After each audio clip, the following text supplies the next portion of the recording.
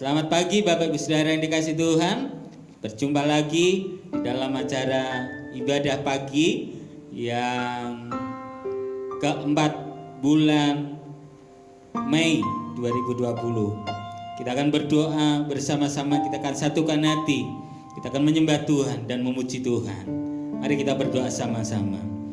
Bapa, kami bersyukur untuk anugerah-Mu, berkat yang luar biasa, berkat kesehatan, kekuatan Tuhan berikan dalam setiap kehidupan kami. Damai sejahtera Tuhan sertakan dalam setiap kehidupan kami. Oleh sebab itu kami ada saat ini sebagai kami ada. Dan Tuhan, Engkaulah kekuatan kami. Biarlah Tuhan memberikan hati yang suka cita pada pagi hari ini. Terima kasih Tuhan Yesus, terima kasih Roh Kudus. Kami mengucap syukur dan kami ingin menyanyi dan kami ingin menyembah Tuhan. Haleluya. Amin. Haleluya. Berikan kemuliaan buat Tuhan kita Yesus Kristus. Jangan lelah kita bekerja di ladangnya Tuhan, karena Roh Kudus akan memberikan kekuatan bagi kita semuanya. Yeay. Haleluya. Kita tepuk tangan sama-sama. Ya. Haleluya. Yeay. Sama-sama katakan. Haleluya. Jangan lelah bekerja di ladangnya Tuhan. Roh Kudus yang beri kekuatan, yang mengajar dan menopang. Tiada lelah, tiada lelah bekerja bersamamu Tuhan, yang selalu menguntungkan atas segalanya. Katakan, ratakan tanah, ratakan tanah bergelombang, timbullah tanah yang berlubang, menjadi siap dibangun, menjadi siap dibangun di atas dasar iman. Ratakan tanah bergelombang, timbullah tanah yang berlubang, menjadi siap dibangun, menjadi siap dibangun di atas dasar iman. Haleluya. Jangan lelah Bapak Ibu Saudara, kita bekerja di ladang Tuhan. Haleluya. Roh Kudus yang memberikan kekuatan. Haleluya. Yang mengajar dan menopang. Tiada lelah, tiada lelah bekerja bersamamu Tuhan, yang selalu mencukupkan akan segalanya. Katakan, ratakan tanah, ratakan tanah bergelombang, timbullah tanah yang berlubang. Haleluya. Menjadi siap untuk dibangun, menjadi siap dibangun di atas dasar iman. Ratakan tanah, tanah bergelombang. Timbullah tanah yang berlubang, menjadi siap dibangun, menjadi siap dibangun di atas dasar iman. Katakan sekali lagi, ratakan tanah, ratakan tanah bergelombang, timbullah tanah yang berlubang, menjadi siap dibangun di atas dasar iman. Ratakan tanah bergelombang, timbullah tanah yang berlubang, menjadi siap dibangun, menjadi siap dibangun di atas dasar iman. Menjadi siap dibangun, menjadi siap dibangun, menjadi siap dibangun, menjadi siap dibangun, menjadi siap dibangun, menjadi siap dibangun di atas dasar iman. Haleluya. Jangan lelah untuk bekerja di ladangnya Tuhan, karena setiap apa yang belum pernah kita lihat, Tuhan sudah menyediakannya. Dan apa yang belum kita dengar, Tuhan sudah menyiapkan semuanya. Haleluya. Haleluya. Allah sanggup melakukan segala perkara. Haleluya. Yeay.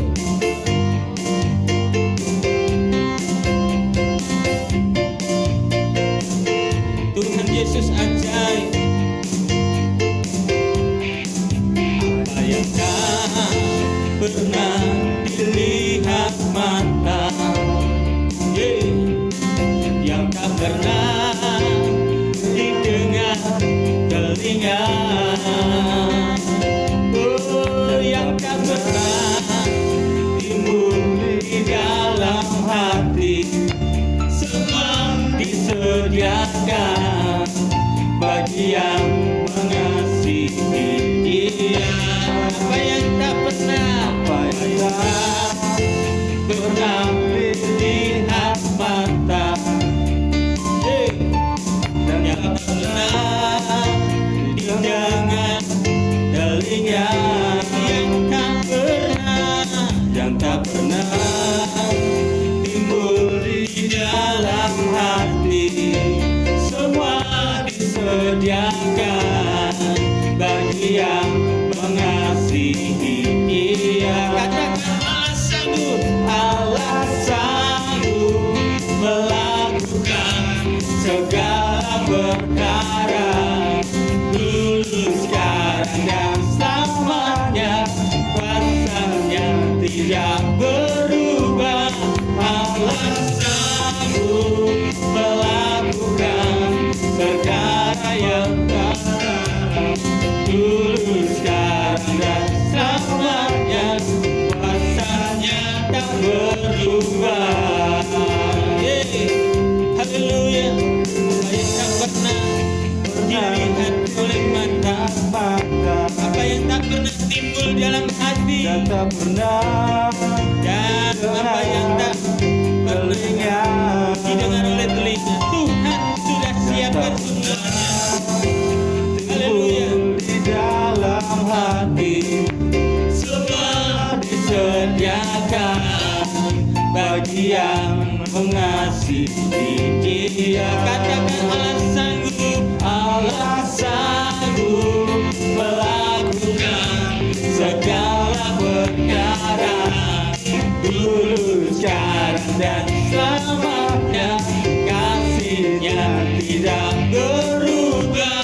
Allah sanggup melakukan segala perkara, dulu, sekarang, dan selamanya. Kuasanya tak berubah, dulu, sekarang, dan selamanya. Dulu, sekarang, dan selamanya. Dulu, sekarang, dan selamanya. Kuasanya tak berubah. Haleluya. Haleluya. Kita siapkan hati kita untuk menerima pesan daripada Tuhan kita Yesus Kristus melalui hamba-Nya. Saat tiada jalan di dalam kita menghadapi persoalan dan di dalam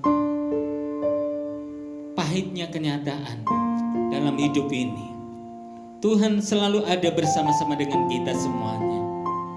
Tuhan selalu memberikan jawaban dan pengharapan, juga kepastian buat setiap hidup kita. Haleluya. Hanya nama Yesus yang memberikan kita pengharapan dan kepastian. Haleluya. Terima kasih Tuhan Yesus.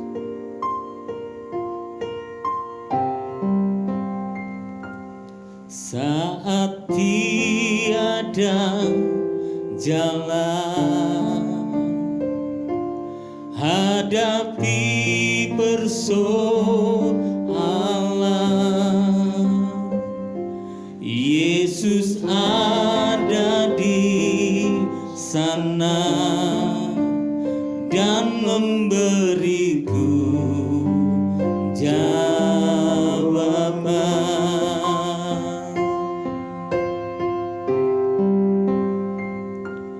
Pahitnya kenyataan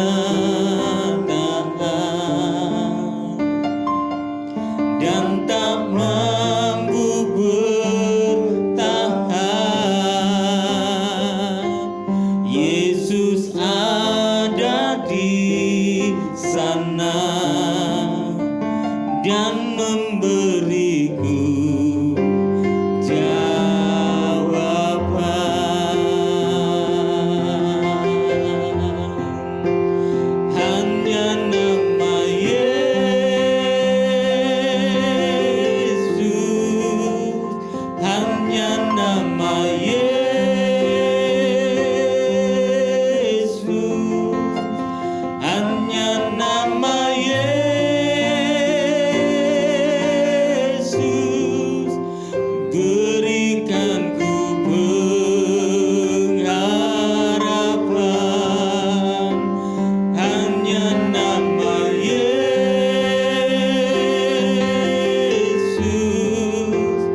hanya nama Yesus, hanya nama Yesus, berikan ku kepastian.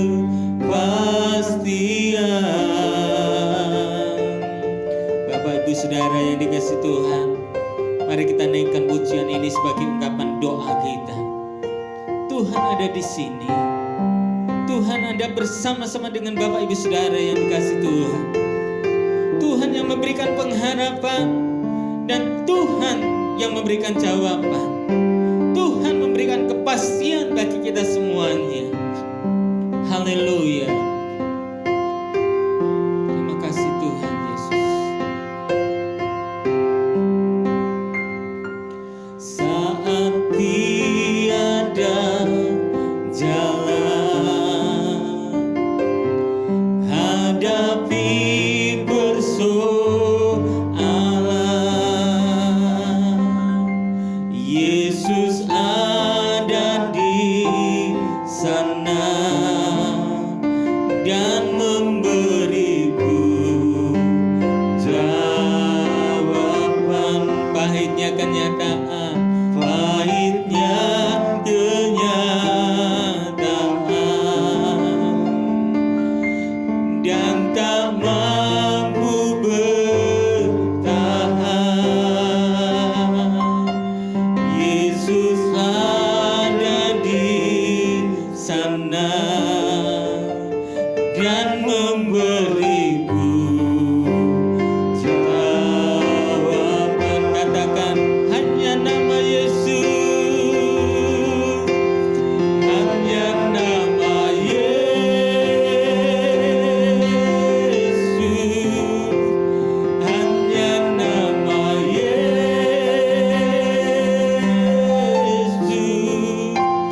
hanya nama Yesus,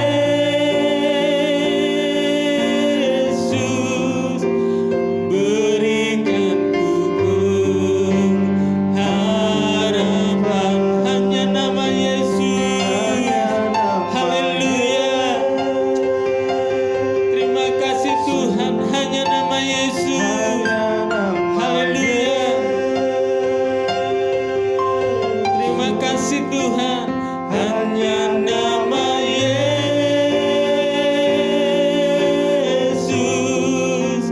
berikan ku kepastian, hanya nama Yesus. Haleluya. Sama-sama katakan, hanya nama Yesus. Haleluya. Hanya nama Yesus,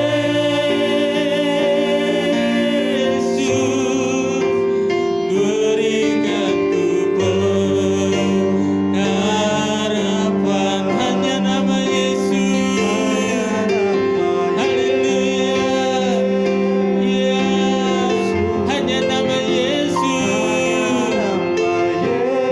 Haleluya. Hanya nama Yesus. Nama Yesus, berikan ku kepastian, hanya nama Yesus,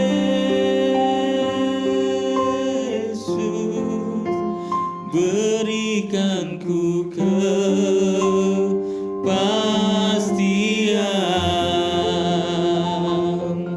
Terima kasih Tuhan untuk pagi hari ini. Engkau bersama-sama dengan kami, Engkau ada di tengah-tengah kami, dan Engkau ada di dalam ibadah ini Tuhan. Terima kasih Tuhan Yesus. Siapkan hati kami untuk menerima benih firman-Mu, dan biarlah setiap firman Tuhan boleh merubah setiap hati kami, merubah setiap kehidupan kami menjadi orang-orang yang berguna, orang-orang yang berarti bagi semua orang yang ada di dalam kehidupan kami, Tuhan. Terima kasih Tuhan Yesus. Jadikan kami orang-orang yang memberkati. Jadikan kami orang-orang yang menjadi berkat bagi orang-orang lain. Terima kasih Tuhan. Terima kasih. Berkati setiap firman Tuhan yang Tuhan sampaikan melalui hamba-Mu. Haleluya. Amin. Berikan kemuliaan buat Tuhan kita Yesus Kristus. Haleluya. Shalom. Puji bagi nama Tuhan. Kita boleh tetap bersukacita di dalam Tuhan. Dan di dalam ibadah raya kita yang kedua pada hari ini, kita boleh dipakai Tuhan terus untuk melayani Dia. Kita boleh terus bersekutu memuliakan Dia. Meski kita harus beribadah di rumah, tapi semangat, sukacita untuk kita tetap melayani Tuhan, untuk kita tetap memuliakan Tuhan, untuk kita tetap mengagungkan Tuhan ada di dalam hati kita. Saat ini kita akan mendengarkan firman Tuhan. Mari sebelumnya kita akan tunduk kepala, kita mohon pimpinan Tuhan. Tuhan Yesus, kami rindu pada sore hari ini kami diberkati dengan firman. Berbicaralah bagi kami Tuhan, kami siap mendengar firman. Karena kami tahu melalui kebenaran firman-Mu, hati kami diteguhkan, hati kami dikuatkan, sehingga kami boleh mengalami sukacita yang daripada Tuhan. Berkati kami Tuhan, berbicaralah buat kami siap mendengar suara-Mu. Di dalam nama Tuhan Yesus kami berdoa. Haleluya. Amin. Bapak, Ibu, dan saudaraku yang kekasih di dalam Tuhan, firman Tuhan hari ini mengajak kita dalam renungan kita akan seorang pribadi yang bernama Hosea. Hosea adalah seorang nabi Tuhan, tetapi ada satu tugas pelayanan yang dipercayakan kepadanya, adalah satu pelayanan yang sangat unik. Mengapa saya katakan unik? Karena dia diberi tanggung jawab yang sangat berat. Sebagai seorang nabi, dia harus pergi dan dia harus menyampaikan firman Tuhan. Tetapi ada satu tugas lain yang harus dia kerjakan, yaitu pergi untuk mengawini perempuan sundal dan memperanakkan anak-anak sundal. Firman Tuhan terambil dalam kitab Hosea. Ketika Tuhan mulai berbicara dengan perantaraan Hosea, Tuhan berfirman kepada Hosea, "Pergilah, kawinilah perempuan sundal dan peranakkanlah anak-anak sundal, karena negeri ini bersundal hebat dengan membelakangi Tuhan." Rasanya ini sesuatu tugas yang tidak mungkin kalau Tuhan menyuruh Hosea yang adalah seorang nabi untuk menikah dengan seorang yang berdosa. Namun firman Tuhan harus kita pahami secara literal, sehingga kita benar-benar mengerti dan memahami dan kebenaran itu nyata. Tetapi ada pendalaman bahwa Hosea ini menikah dengan gadis yang berzina secara rohani dan terus membara untuk kembali pada hidupnya yang lama. Kita memperhatikan dari kehidupan Hosea sebagai seorang nabi Tuhan. Dia harus melayani Tuhan. Tetapi hari ini kita melihat bagaimana seorang Hosea, seorang nabi Tuhan yang dipercayai dengan tugas pelayanan yang sedemikian berat secara pribadi, pastilah dia mengalami kesulitan tersendiri. Apa yang menyebabkan Hosea, seorang nabi Tuhan, harus diperintahkan pergi untuk melayani dan melakukan tugas panggilan pelayanan yang berat seperti itu? Ada dua hal yang kita akan belajar firman Tuhan pada hari ini. Yaitu yang pertama, oleh karena ada orang-orang yang hidup mendua hati. Dalam gambaran firman Tuhan yang disampaikan di dalam kitab Hosea ini adalah digambarkan, dan ini adalah pribadi yang dinyatakan di mana Hosea harus menikah dengan Gomer. Dan Gomer ini adalah satu pribadi yang menjadi istri Nabi Hosea. Tetapi menjadi persoalan ketika Gomer walaupun sudah menjadi istri Nabi Hosea, namun kehidupannya tidak berubah. Yaitu dia selalu hidup dalam perzinahan. Dan hal itu menjadi potret bagi bangsa Israel yang selalu melakukan perzinahan secara rohani dan meninggalkan Tuhan yang telah memperhatikan dan menolong bangsa Israel. Firman Tuhan di dalam kitab Hosea pasal 7 ayat 8 sampai 9 dikatakan demikian. Hosea pasal 7 ayat 8 sampai 9. Orang-orang luar memakan habis kekuatannya, tetapi ia sendiri tidak mengetahuinya. Juga ia sudah banyak berubah, tetapi ia sendiri tidak mengetahuinya. Bapak, Ibu, dan saudaraku yang kekasih di dalam Tuhan, firman Tuhan katakan bahwa Efraim mencampurkan dirinya di antara bangsa-bangsa. Efraim telah menjadi roti bundar yang tidak dibalik. Orang-orang luar memakan habis kekuatannya, tetapi ia sendiri tidak mengetahuinya. Juga ia sudah banyak berubah, tetapi ia sendiri tidak mengetahuinya. Hosea pasal 7 ayat 8 mengungkapkan hal ini. Bagaimana kondisi keadaan bangsa Israel. Itu sebabnya dikatakan, Efraim adalah salah satu suku dari Israel yang dikatakan seperti roti bundar yang gosong. Roti bundar yang gosong dan tidak matang oleh karena hancurnya keadaan nasionalisme. Bapak Ibu yang kekasih di dalam Tuhan, tadi pagi saya sempat membuat sebuah roti, dan ketika adonannya cukup, kemudian saya masak dengan waktu dan tempo yang cukup, maka menghasilkan sebuah roti yang lezat. Saya tidak bisa membayangkan ketika roti yang dimaksud Efraim di sini seperti roti bundar yang gosong dan tidak matang, sudah gosong tidak matang lagi. Ini suatu gambaran yang sungguh-sungguh luar biasa, dikatakan bahwa kondisi bangsa Israel saat itu adalah suatu kondisi di mana mereka terjebak dalam kepercayaan terhadap kekuatan bangsa lain, yaitu bangsa Asyur, bangsa Mesir, sehingga kehidupan kerohanian mereka sangat dipengaruhi oleh kepercayaan dari bangsa-bangsa yang lain yang tidak percaya kepada Tuhan. Bangsa-bangsa Israel merasakan pengaruh yang sangat kuat dari bangsa-bangsa lain, kepercayaan-kepercayaan lain, sehingga mereka digambarkan seperti roti bundar yang gosong dan tidak matang.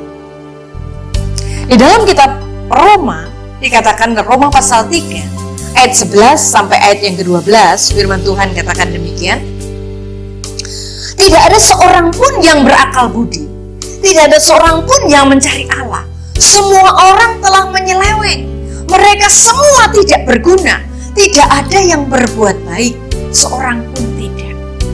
Bapak, Ibu, dan saudaraku yang kekasih di dalam Tuhan, betapa buruknya kondisi rohani mereka saat itu. Betapa buruknya keadaan keimanan mereka. Dikatakan firman Tuhan, tidak ada seorang pun yang berakal budi, tidak ada seorang pun yang mencari Allah. Mengapa? Mengapa ini semua terjadi? Bahkan mereka dikatakan semua telah menyeleweng. Mereka semua tidak berguna, tidak ada yang berbuat baik, seorang pun tidak. Sungguh satu pelayanan yang berat yang diperhadapkan pada Hosea ketika dia harus melayani kondisi orang-orang Israel yang saat itu. Seperti yang diungkapkan di dalam kitab Hosea pasal 7 ayat 11, firman Tuhan katakan, Efraim telah menjadi merpati tolol, tidak berakal, dengan memanggil kepada Mesir, dengan pergi kepada Asyur. Kalau gambaran sebagai roti bundar yang gosong dan tidak matang masih kurang kuat, ditambahkan lagi dalam kitab Hosea pasal 7 diungkapkan bagaimana keadaan Efraim, salah satu suku Israel ini yang dikatakan seperti merpati tolol yang tidak berakal. Mereka memanggil kepada Mesir dengan pergi kepada Asyur. Mereka tidak datang kepada Allah ketika kesulitan mereka hadapi, ketika persoalan hidup mereka hadapi, mereka tidak datang kepada Tuhan. Tetapi justru mereka lari, mereka pergi mencari jalan keluar. Mereka pergi kepada Mesir, mereka pergi kepada Asyur. Bangsa-bangsa yang tidak mengenal Allah. Efraim diumpamakan seperti merpati yang tolol. Oleh karena apa? Oleh karena sistem politik luar negeri mereka menyesuaikan dengan bangsa yang dianggap kuat, di mana mereka meminta perlindungan dari bangsa-bangsa itu. Mereka telah mendua hati. mereka tidak datang kepada Tuhan. Mereka tidak lagi mengandalkan Tuhan. Mereka tidak meminta pertolongan Tuhan. Sungguh ini sesuatu yang sangat-sangat buruk. Keadaan ekonomi, keadaan keimanan mereka dipengaruhi oleh keadaan di sekitarnya. Sehingga mereka pergi kepada bangsa lain. Mereka mencari pertolongan dari orang lain. Mereka tidak datang kepada Tuhan. Mereka sungguh-sungguh mendua hati. Mereka tidak lagi mengandalkan Tuhan. Dan akan kita lihat bagaimana mereka akan dipermalukan oleh keberadaan mereka sendiri. Dikatakan sebagai gambarannya seperti merpati tolong. Bapak, Ibu, dan saudaraku yang kekasih di dalam Tuhan. Di dalam kitab Yakobus pasal 1 ayat 6 dan 8 dikatakan demikian. Hendaklah ia memintanya dalam iman dan sama sekali jangan bimbang. Sebab orang yang bimbang sama dengan gelombang laut yang diombang-ambingkan kian kemari oleh angin. Sebab orang yang mendua hati tidak akan tenang dalam hidupnya. Sungguh luar biasa. Yakobus memberikan gambaran kepada kita. Firman Tuhan menekankan kepada kita supaya kita sungguh-sungguh memintanya dengan iman. Jangan bimbang. Kenapa? Sebab orang yang bimbang digambarkan seperti gelombang laut yang diombang-ambingkan. Sebab orang yang mendua hati tidak akan tenang dalam hidupnya. Bapak, Ibu, dan saudaraku yang kekasih di dalam Tuhan. Bagaimana dengan saudara dan saya saat ini? Adakah kita sedang mengalami kebimbangan? Adakah kita sedang mengalami tekanan yang sangat berat? Saya menyadari berat bagi kita ketika kondisi ini harus terjadi. Kadang saya tidak bisa tidur ketika saya memikirkan bagaimana supaya semuanya ini bisa berjalan dengan baik. Suatu kali saya mengalami satu tekanan yang berat. Ketika perasaan itu datang kepada saya tidak bisa memejamkan mata. Hati saya gelisah, hati saya sangat kacau. Tidur pun saya tidak bisa. Akhirnya saya ambil waktu, saya datang pada Tuhan, saya serahkan pada Tuhan. Dan ketika itu saudara, saya mengalami satu pertolongan Tuhan yang luar biasa. Tuhan memulihkan, memberikan damai sejahtera itu di dalam hati saya. Sehingga saya dapat mengucap syukur kepada Tuhan. Ada kekuatan baru yang muncul dalam hati saya. Saya bisa tidur dengan nyenyak. Meskipun hanya waktu yang sebentar, tapi saya dapat tidur dengan sangat-sangat enak. Saya bangun dengan kekuatan baru dan saya dapat melakukan aktivitas yang meskipun masih hal yang sama, tetapi dengan semangat dan sukacita yang baru. Oleh karena saya hanya mengarahkan diri kepada Tuhan. Apakah saat ini saudara sungguh-sungguh ingin dipulihkan, sedang mengalami kebimbangan? Mari pada datang pada Tuhan. Hal yang kedua Bapak Ibu, mengapa Hosea harus datang, harus melayani, harus melakukan tugas pelayanan yang berat seperti itu? Hal yang kedua yang terjadi oleh karena apa? Oleh karena keadaan kehidupan orang-orang Israel yang mereka hidup, tetapi hidup dalam pertobatan yang pura-pura. Jadi yang pertama mereka mendua hati dan sekarang mereka hidup dalam pertobatan, tetapi pertobatan yang pura-pura. Keadaan mereka akan dihancurkan, bahkan segala bangsa yang menjadi harapan mereka tidak berdaya. Bahkan panenan yang dihasilkan tidak berguna karena akan dirampas oleh orang lain. Firman Tuhan di dalam kitab Hosea pasal yang 8 ayat 7 dikatakan, sebab mereka menabur angin, maka mereka akan menuai puting beliung. Gandum yang belum menguning tidak ada pada mereka. Tumbuh-tumbuhan itu tidak menghasilkan tepung, dan jika memberi hasil, maka orang-orang lain menelannya. Bapak, Ibu, dan saudaraku yang kekasih di dalam Tuhan, kondisi yang sangat berat. Oleh karena mereka bertobat tetapi tidak sungguh-sungguh dari hatinya. Mereka mengalami pertobatan tetapi bukan pertobatan yang sesungguhnya. Mereka berkata, aku mau meninggalkan hidup, seperti halnya Gomer. Dia berkata dia mau bertobat, tetapi dia kembali lagi Dia melakukan lagi dengan hati yang terus mau kembali kepada hal-hal yang buruk, yang lama yang dia lakukan. Pertobatan yang pura-pura mengakibatkan kondisi yang seperti firman Tuhan sebutkan.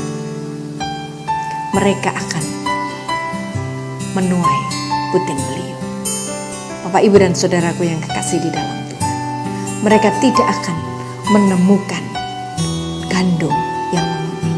Mereka tidak akan menemukan tumbuh-tumbuhan yang menghasilkan gandum, menghasilkan tepung. Mereka tidak memiliki hasil karena mereka tidak mengalami pertobatan yang sungguh-sungguh. Firman Tuhan hari ini mengingatkan kita. Ketika Hosea menyampaikan berita ini, tetapi dia tetap tekun. Dia tetap setia melakukan tugasnya. Sekalipun tugas pelayanan yang dipercayakan kepadanya sangat berat, yang tidak masuk di akal. Tetapi dia melakukannya dengan tulus. Dia melakukan apa yang Tuhan mau. Dan dia melakukan dengan kebenaran firman Tuhan. Menjadi bagian di dalam hidupnya. Dia percaya bahwa Tuhan memampukan dia. Tuhan menyertai dia. Sekalipun berat, tetapi dia tetap melakukannya. Dan dia mengajak, dia membawa, dia terus membimbing supaya umat Israel, Gomer khususnya, untuk mengalami pertobatan yang sungguh-sungguh. Mari arahkan hati kita kepada Tuhan. Jangan kepada yang lain. Arahkan hati kita supaya kita dapat menikmati kebaikan Tuhan. Dan terus kita mengalami pertobatan yang sungguh-sungguh. Karena Allah tidak suka dengan kepura-puraan. Bapak, Ibu, dan saudaraku yang kekasih di dalam Tuhan. Perjalanan yang akan kita jalani mungkin masih sangat sulit. Mungkin semakin sulit. Mungkin semakin berat. Tetapi satu hal, firman Tuhan katakan, Allah menyertai kita. Allah tidak meninggalkan kita. Dan Allah akan menolong kita. Mari kita sungguh hanya mengarahkan diri kepada Tuhan. Dan terus-menerus melakukan pertobatan secara pribadi.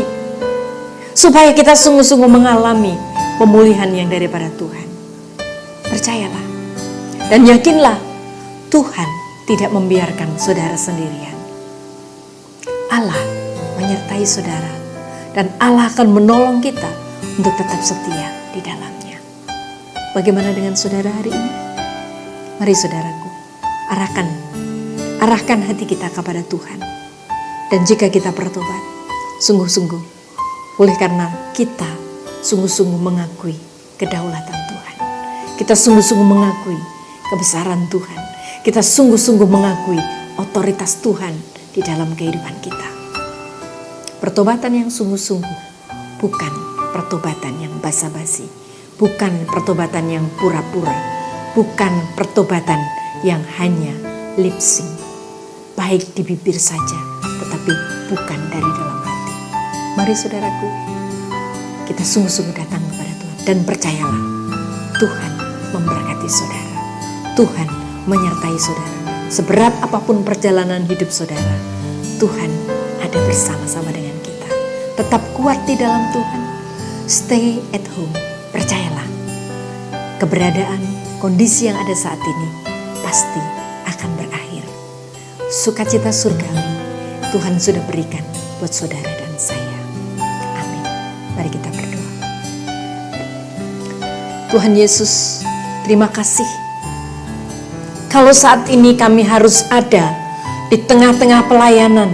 Kalau kami saat ini ditugaskan untuk melakukan tugas pelayanan kami di tengah-tengah dunia ini, oleh karena kami mempunyai tugas khusus untuk mewartakan cinta kasih Tuhan, untuk mewartakan kebesaran Tuhan, untuk mewartakan damai sejahtera Tuhan bagi seluruh bumi. Berkati kami Tuhan, sekalipun kondisi yang harus kami hadapi sangat berat, tetapi kami percaya Tuhan memampukan kami. Kalau kami ada saat ini di berbagai tempat, Tuhan berkati kami. Mungkin kami saat ini sedang melayani. Oleh karena kondisi yang berat saat ini, kami diperhadapkan pada kondisi jemaat, kondisi perekonomian, kondisi kesehatan, kondisi keuangan, bahkan kondisi politik ekonomi yang ada. Tetapi kami percaya Tuhan, Allah memberkati kami. Kami terus berdoa bagi bangsa ini Tuhan. Kami juga berdoa bagi pemimpin-pemimpin bangsa kami. Kami percaya Tuhan akan memulihkan negeri ini. Tuhan akan mengembalikan kembali sukacita dan damai sejahtera itu. Melalui kami, Tuhan akan memakai kami menjadi berkat bagi bangsa ini. Siapapun kami, apapun keberadaan kami, jadikan kami pancaran berkat Tuhan bagi seluruh bumi.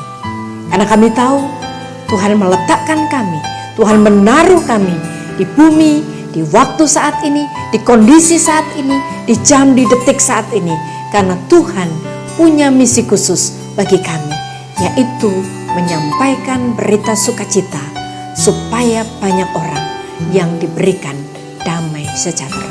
Di dalam nama Tuhan Yesus Kristus kami berdoa dan bersyukur. Haleluya. Amin. Kiranya Engkau memberkati aku berlimpah-limpah dan memperluas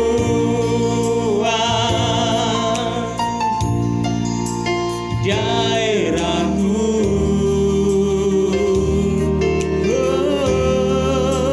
Dan kiranya tanganmu menyertai aku dan melindungi aku daripada